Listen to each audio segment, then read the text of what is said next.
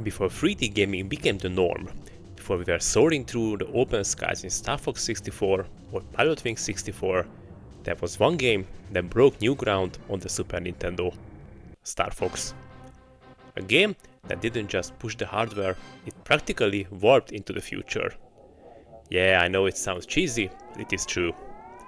Released in 1993, what this game was achieved is fantastic.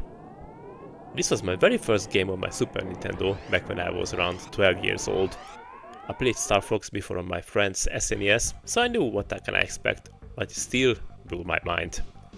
I used to play games on Commodore 64 before the SNES, and the leap to 16-bit consoles was mind-blowing for me.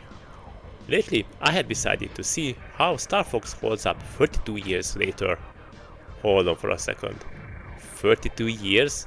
That's insane. Time flies, guys.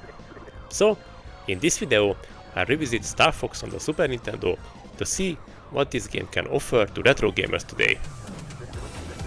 What's up, my fellow retro gamers out there? Welcome on the Backlog Quest, where we are celebrating the golden era of gaming.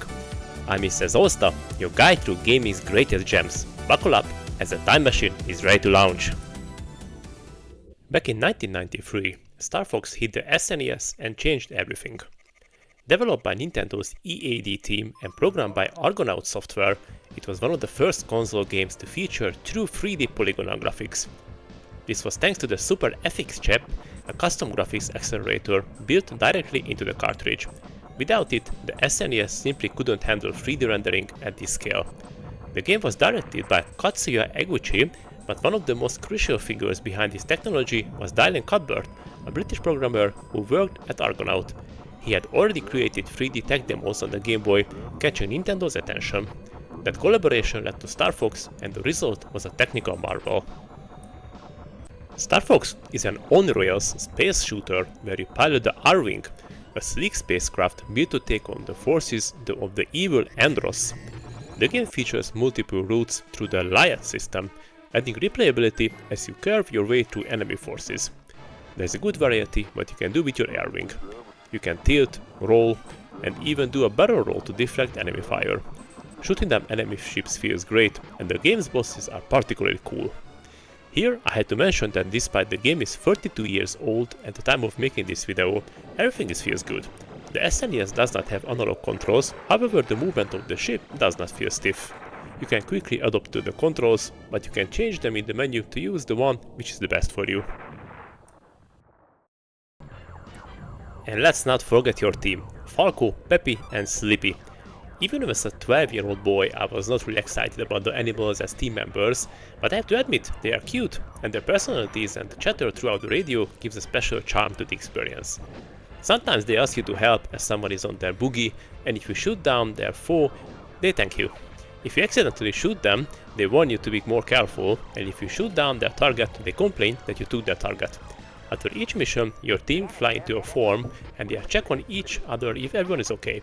This whole thing adds a feeling that you are working together as a team, and your teammates are not just soulless ships. Very well done. Believe it or not, there are few hidden levels and secrets in Star Fox.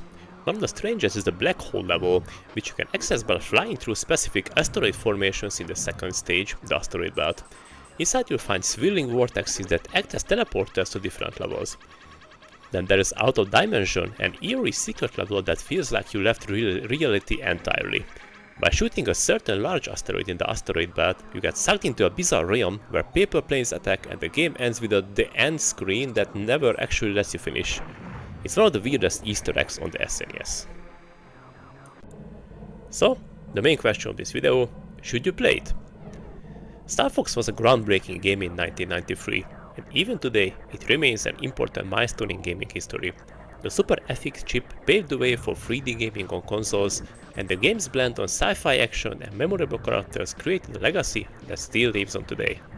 Sure, the frame rate is rough and the visuals are primitive by modern standards, but if you appreciate classic gaming history, Star Fox is still worth playing.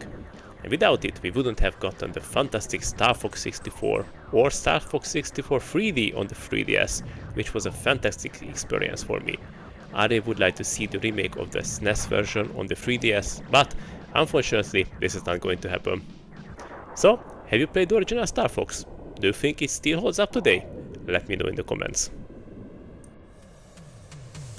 I hope that you enjoyed this time travel back to the golden era of gaming. If you're not a member of our retro gaming community, join us by subscribing. Also, the YouTube algorithm shows some videos for you. It is on the screen now. Check them out. Thanks for watching, and I'll see you on the next Backlog Quest video.